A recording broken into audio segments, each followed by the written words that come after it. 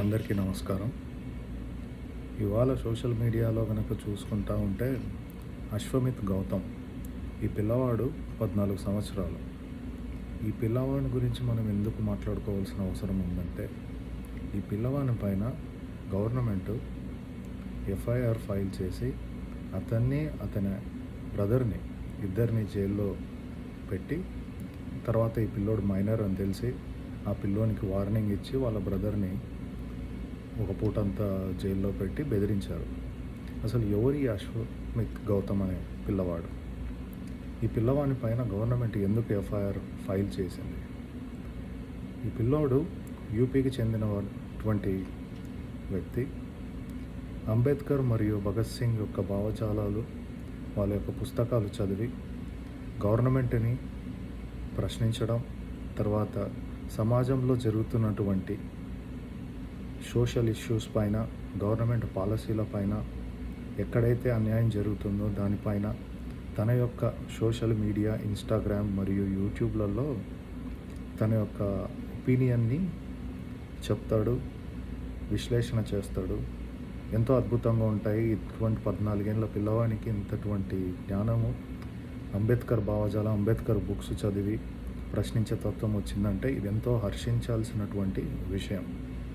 ఈ పిల్లవాడు సంధించినటువంటి ప్రశ్నలు మరి ముఖ్యంగా ఎటువంటి అంశాలంటే, మన ఎడ్యుకేషన్ సిస్టమ్ పైన మరియు మెడికల్ వ్యవస్థ పైన మరియు నిరుద్యోగ సమస్య పైన గవర్నమెంట్ని ప్రశ్నించడం ఆయన సోషల్ మీడియా ద్వారా మనం గమనించవచ్చు. సో ఈ ప్రశ్నలు నచ్చినటువంటి గవర్నమెంట్ ఏం చేసిందంటే ఆ పిల్లోని పైన ఎఫ్ఐఆర్ ఫైల్ చేసింది. ఇది చాలా చింతించాల్సినటువంటి విషయం. ఒక పిల్లవాడు అడిగే సింపుల్ క్వశ్చన్స్ని కూడా మన UP government, present BJP government నడుస్తూ ఉంది, యోగి ఆదిత్యనాథ్, వాళ్ళు భయపడి ఈ పిల్లోడిని జైల్లో ఉంచారు. ఇది చాలా దురదృష్టకరం అని నేను చెప్పాలి. ఒకవైపేమో రేపిస్టులకు జనాల సొమ్ముని కాచేసి విదేశాల్లో పారిపోయినటువంటి వాళ్ళకేమో వాళ్ళకు శిక్షలు ఉండవు, వాళ్ళను దేశానికి మరి వాపసు తీసుకొని వచ్చి వాళ్ళను జైల్లో పెట్టేది ఉండదు, వాళ్ళకు బెయిల్ ఈజీగా మంజూరు అయిపోతాయి, అన్ని సౌకర్యాలు వాళ్ళకు ఉంటాయి.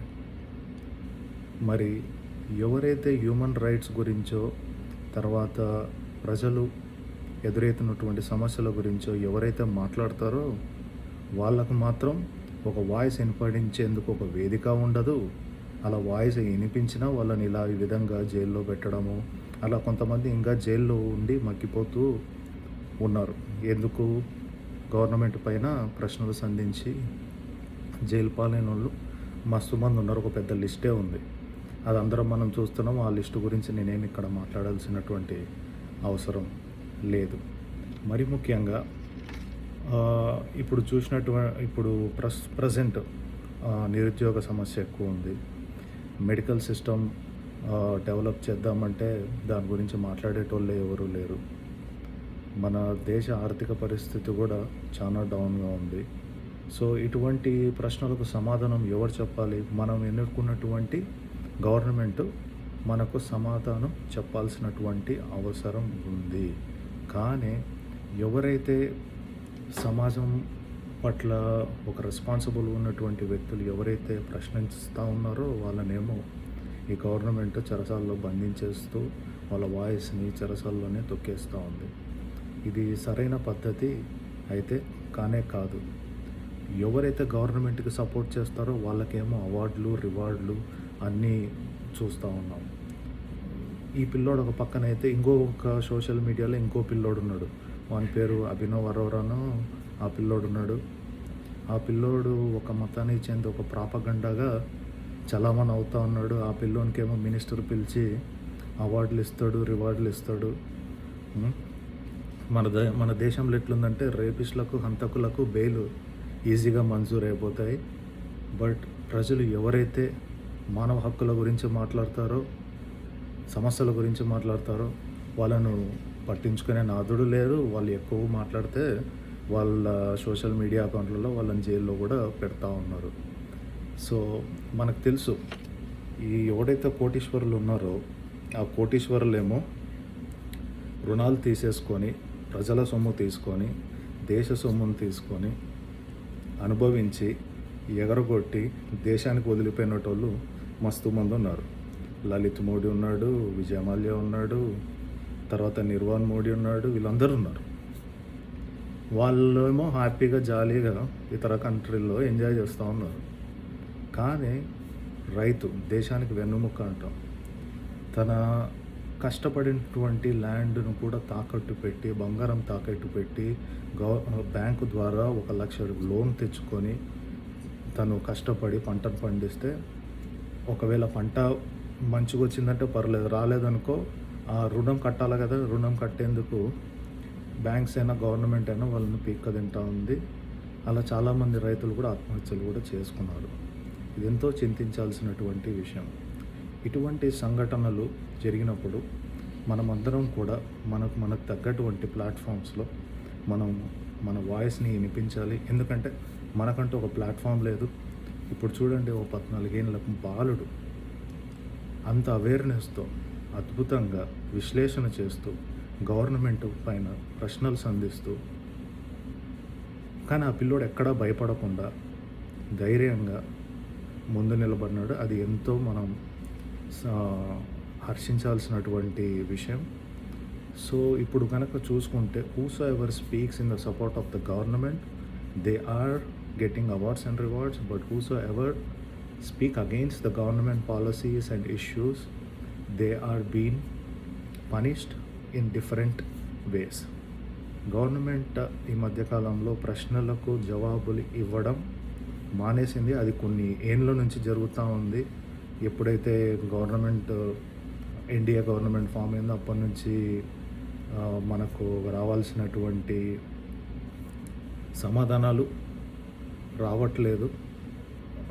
అండ్ గవర్నమెంట్కి కూడా ఎవరైతే ఈ ప్రశ్నించే గుణము, తర్వాత అంబేద్కర్ ఐడియాలజీతో ఎవరైతే ఎక్కువ ప్రశ్నలు సంధిస్తారో వాళ్ళను టార్గెటెడ్గా వాళ్ళకు ఇబ్బందులు కలుగజేస్తూ వాళ్ళ ఆర్థిక మూలాలను కూడా దెబ్బతీస్తూ ఇలా ఉంది. బట్ ఏదేమైనప్పటికీ మనమందరం మనకున్నటువంటి పరిధుల్లో గట్టిగా మన వాయిస్ని కూడా మనం వినిపించాలి.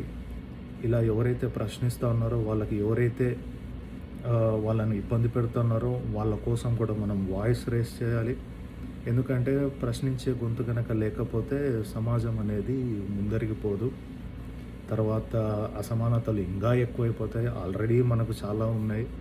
సో మనమందరం రాజ్యాంగానికి అనుగుణంగా రాజ్యాంగ పరిధిలో మనమందరం మన యొక్క వాయిస్ని ప్రతి ఒక్క ప్లాట్ఫామ్లో కూడా మనం వినిపించాలి. అండ్ ఈ పిల్లోడు ఎవరైతే ఉన్నాడో గౌతమ్, ఆ పిల్లోని కూడా మనం అందరం సపోర్ట్గా నిలబడుతూ ఇటువంటి వాయిసెస్కి కూడా మనం సపోర్ట్ చేస్తూ మనమందరం కలిసికట్టుగా సమాజ నిర్మాణం కోసం, భారతదేశ భవిష్యత్తు కోసం, మన ఫ్యూచర్ జనరేషన్ కోసం మనమందరం పాటుపడాల్సినటువంటి అవసరం ఎంత మట్టుకైనా ఉంది. ఏది ఏమైనప్పటికీ కలిసి ఉంటే మనమందరం నిలబడతాం. కాబట్టి కులాలు, మతాలు అవన్నీ కూడా వదిలేసి దేశ యొక్క అభివృద్ధి, దేశం యొక్క భవిష్యత్తు గురించి మనం ఆలోచించి, మరి ముఖ్యంగా మన భావితరాలు కోసం మనం ఆలోచించి మనమందరం కలిసికట్టుగా పని చేయాల్సినటువంటి అవసరమైతే ఉంది. అండ్ తప్పనిసరిగా మీరు కూడా మీ యొక్క సపోర్ట్ ఆ పిల్లవానికి మీ యొక్క మాధ్యమాల ద్వారా ఇస్తారని, ఆ పిల్లోడు కూడా మనోధైర్యం కోల్పోకుండా గట్టిగా మరి గవర్నమెంట్కి సమాధానం తన యొక్క సోషల్ మీడియా అకౌంట్ ద్వారా చెప్పాడు. ఇదెంతో హర్షించాల్సినటువంటి విషయం. కావున మిత్రులారా, మీకందరికీ ఓటే మనవి చేసుకున్నాను. అందరం కలిసి ఉంటే మనమందరం మన యొక్క దేశాన్ని మంచిగా అభివృద్ధి చేసుకోవచ్చు, ప్రగతి పదంలో నడిపించవచ్చు. మరొకసారి మీ టైం ఇచ్చేసి ఈ వీడియో చూసినందుకు మీకందరికీ నమస్కారాలు తెలియజేసుకుంటూ సెలవు తీసుకుంటున్నాను. జై భారత్, జై భీమ్.